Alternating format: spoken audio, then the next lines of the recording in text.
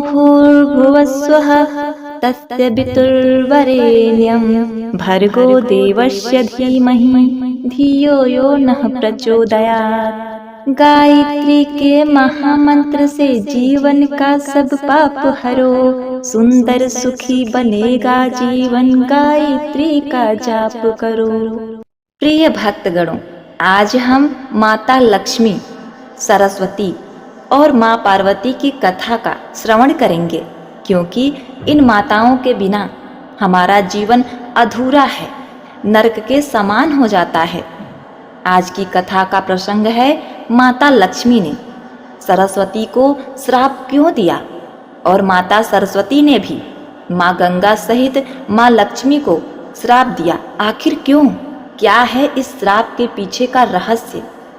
इस कथा से हमें यह भी पता चलेगा कि हम सदा धनवान और विद्यावान कैसे रह सकते हैं। ऐसा क्या करें कि माता लक्ष्मी हमारे घर से कभी ना जाएं। यदि आप इस कथा को पूरा सुनेंगे तो कथा के अंत में इसके उपाय भी जान पाएंगे, जिसे माँ पार्वती ने स्वयं माँ काली को बताया था। तो इस उपाय को हम आपके साथ भी शेयर करेंगे और बताएंगे कि ऐसा हम क्या करें जिससे कि ये दोनों माताओं की कृपा हमारे ऊपर बराबर लगातार बनी रहे। क्योंकि कहा जाता है कि हमेशा से माता लक्ष्मी और सरस्वती में द्वंद्व होता आया है। तो ऐसा हम क्या करें कि दोनों देवियां हमारे घर में अपनी कृपा बनाई रखें। इस कथा के अंत में हम इसका रहस्य जानेंगे। ये कथा बड़ी ही रोचक और बड़ी ही मनोहारी है। ये माताएं जो हमें मनुष्य कहलाने योग्य बनाती हैं, हमारी माता हैं। इनके बिना तो हम पशु समान हैं। तो ऐसे में जिनकी कृपा से हम सुख, समृद्धि, ज्ञान प्राप्त करते हैं, तो हमें इनकी कृपा तथा गाथा जरूर सुननी चाहिए। तो चलिए इन माताओं को अपने हृदय में उतार कर इनकी श्रद्धापूर्वक कथा का श्रवण करें और अपने आप को कृतज्ञ करें। हे माता लक्ष्मी, सरस्वती माँ, हे माँ गंगा, हे पावन पतित पार्वती माँ, आप अपनी कृपा उन सभी पर सदैव बनाए रखना जो माताएं, बहनें और भाई बंधु इस कथा को सुन रहे हैं, कह रहे हैं और हुंकार भर रहे हैं। उनको सुख समृद्धि देना, उनके पापों को नष्ट करके अपने चरणों में स्थान देना माँ। तो प्रिय भक्तजनों, कथा में आगे बढ़ें उससे पहले आपसे निवेदन है कि आप हमारे चैनल को सब्सक्राइब कर लीजिए, लाइक करिए, शेयर करिए। कथा को प्रारंभ करते हैं। एक बार माँ सरस्वती ने ऐसा कार्य किया जिसकी कल्पना कोई नहीं कर सकता था। उस एक गलती की वजह से उनको एक ऐसा श्राप मिला जिनकी वजह से उन्हें धरती पर उतरना पड़ा। इसी श्राप का परिणाम माता लक्ष्मी और गंगा को भी भुगतना पड़ा।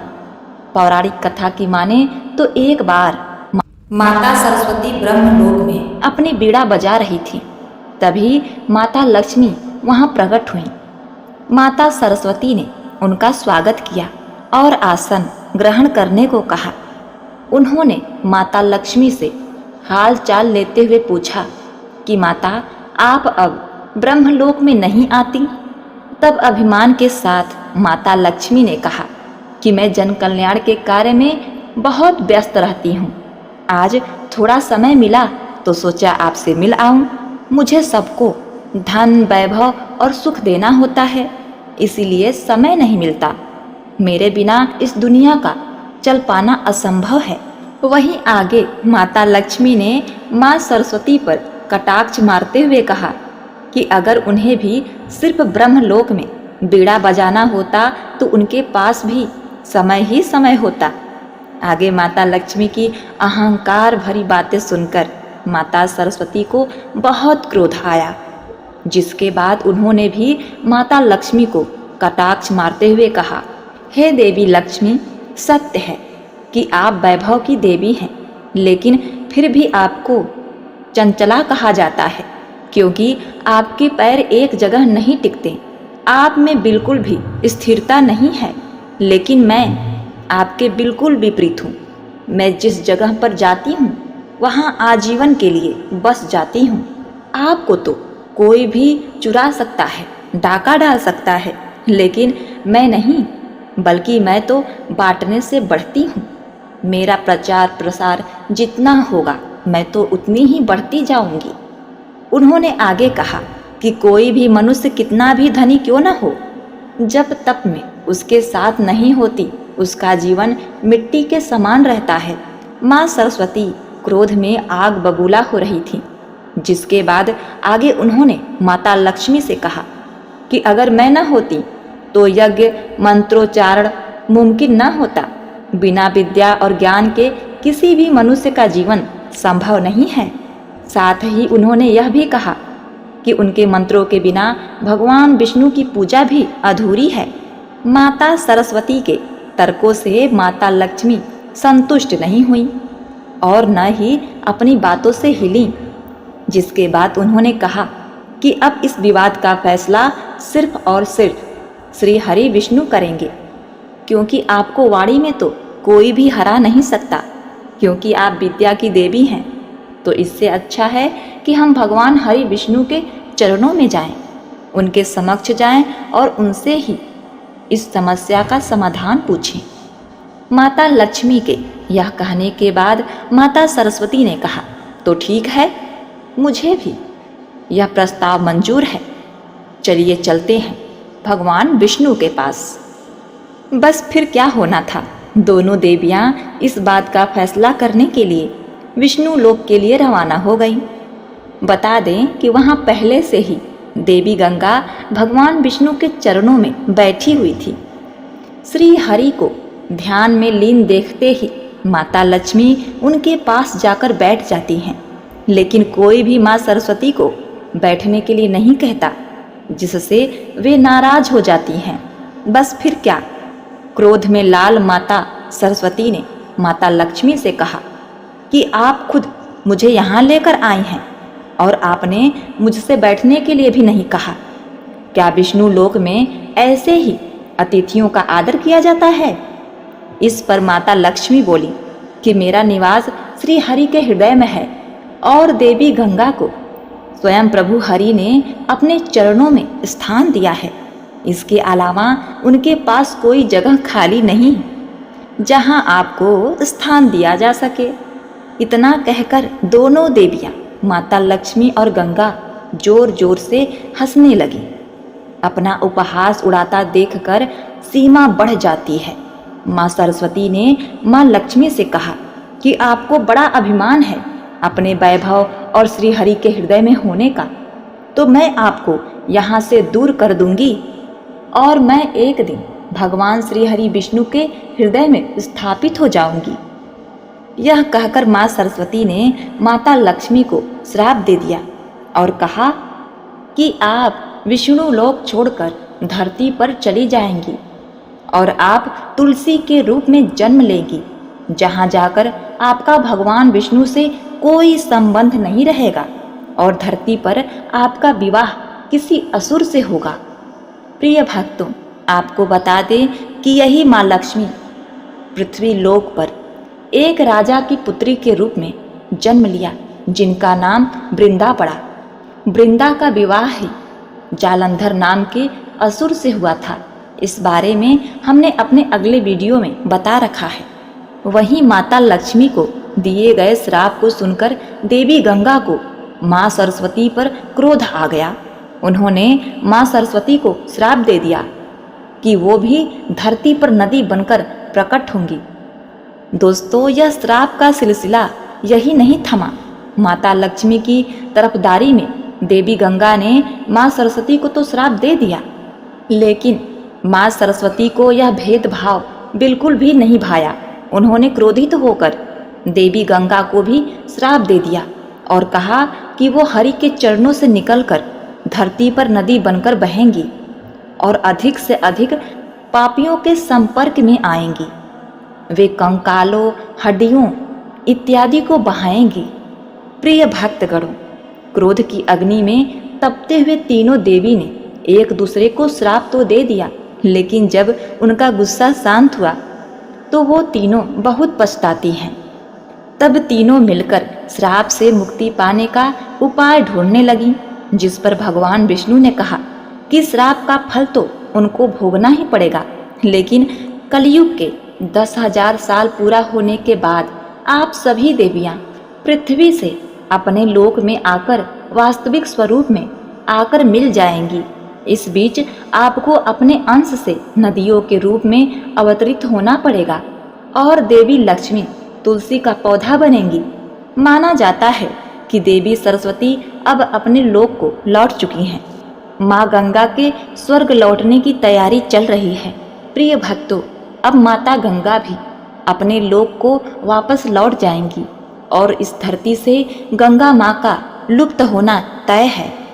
भगवान विष्णु ने लक्ष्मी जी की शांत प्रवृत्ति, सहनशीलता और उदारता को देखकर केवल उन्हें ही पत्नी रूप में अपने पास रखना उचित समझा और तब विष्णु जी ने गंगा और सरस्वती को त्याग देने का निश्चय कर लिया। एक समय के बाद सभी देवियां वापस से स्वर्गलोक में आ जाएंगी। प्रिय भक्तों, अब इन सब बातों को कैलाश पर्वत पर स्थित माता पार्वती देख रही थी। तभी वहां पर माता काली प्रकट होती हैं। माता काली ने कहा, हे देवी, आपके ही अंश रूपी देवियां माता लक्ष्मी और माँ सरस्वती आपस में लड़ रही हैं। ये कैसी व्यथा है? तब माता पार्वती ने कहा, हे देवी काली, जहाँ लक्ष्मी है वहाँ तो सरस्वती से द्वंद्व होगा ही। ये तो कालांतर से सर्वदा से यही चला आ रहा है कि लक्ष्मी और सरस्वती में द्वंद्व होता ही है।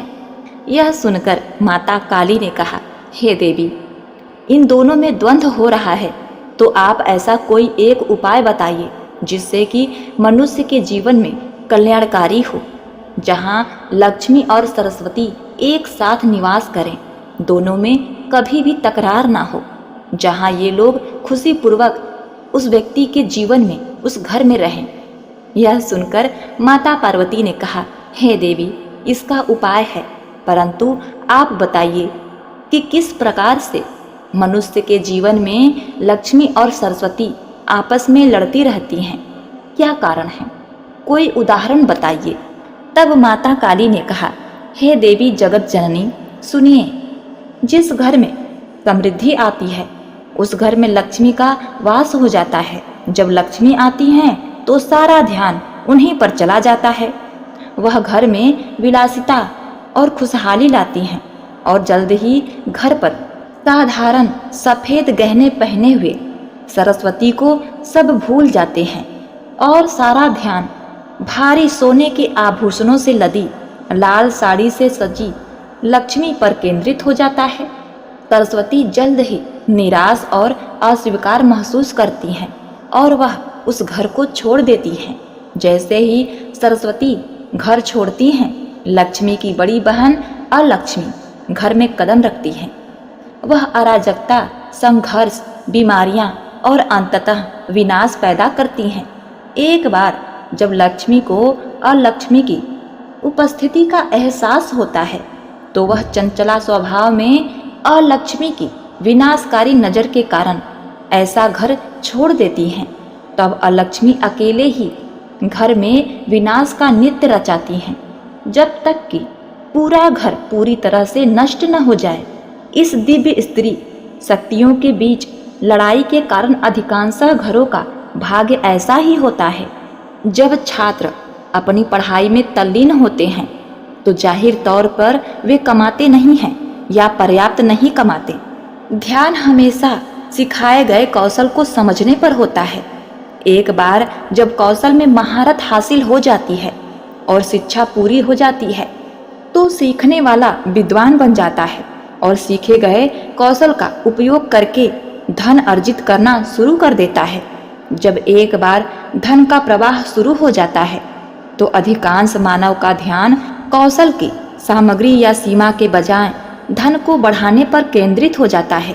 एक बार जब व्यक्ति का ध्यान केवल धन प्राप्ति पर केंद्रित हो जाता है तो कौशल और सीखने का विकास रुक जाता है और बुद्धि होने की तुलना में लोग अधिक धन कमाना महत्वपूर्ण समझते हैं। मेरे कहने का तात्पर्य यह है कि एक बार जब व्यक्ति विद्या अर्जित करता है तो उसके पास धन नहीं रहता। वो केवल और केवल विद्या अर्जित करता है, लेकिन जब विद्या अर्जित कर लेता है तो उसी विद्या से वह धन कमाने लगता है।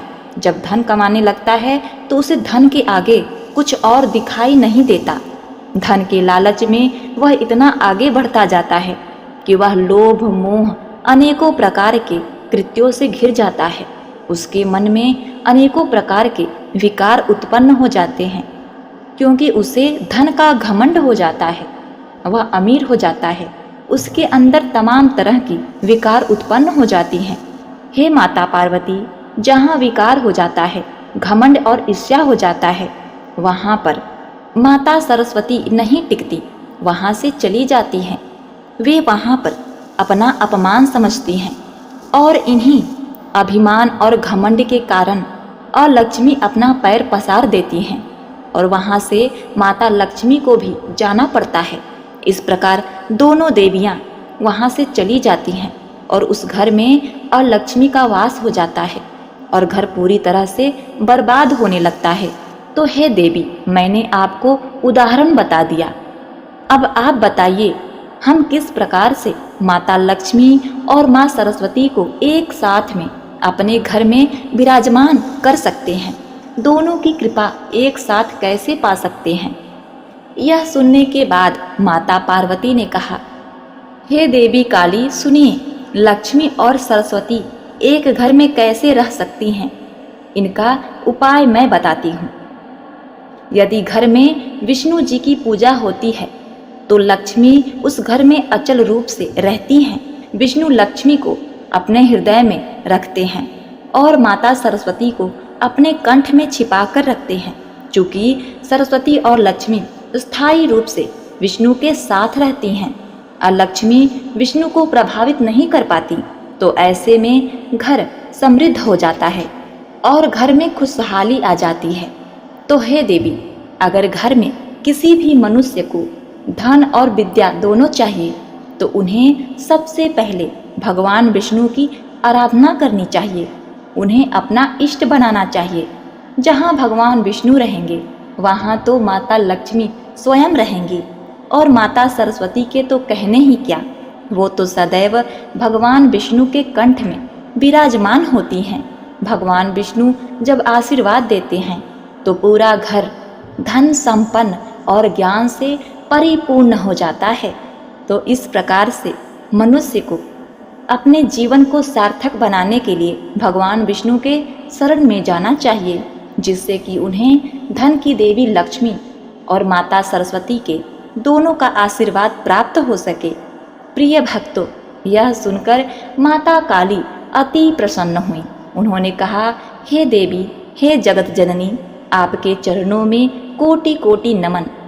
माता काली ने कहा, आपने सत्य कहा देवी।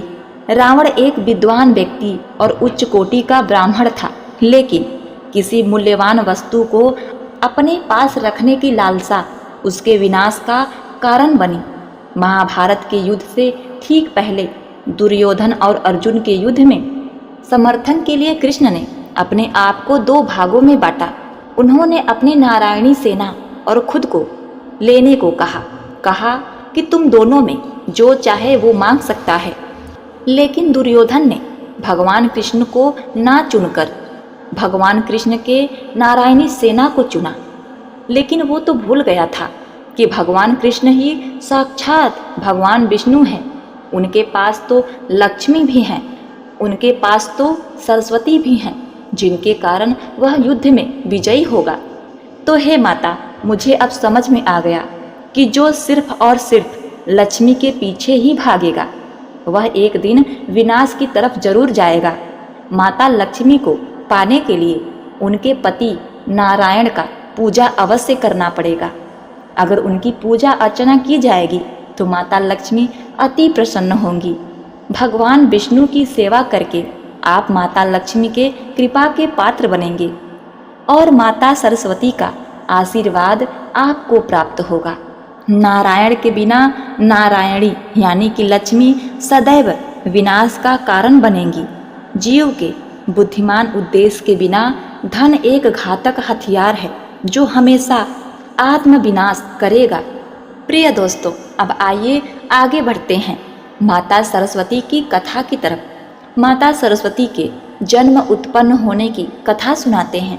उनके जन्म के पीछे की छोटी सी कथा आपके साथ साझा करते हैं। पुराणों के अनुसार एक बार ब्रह्मा जी धरती पर विचरण करने निकले और उन्होंने मनुष्यों और जीव जंतुओं को देखा तो सभी नीरस और शांत दिखाई दिए।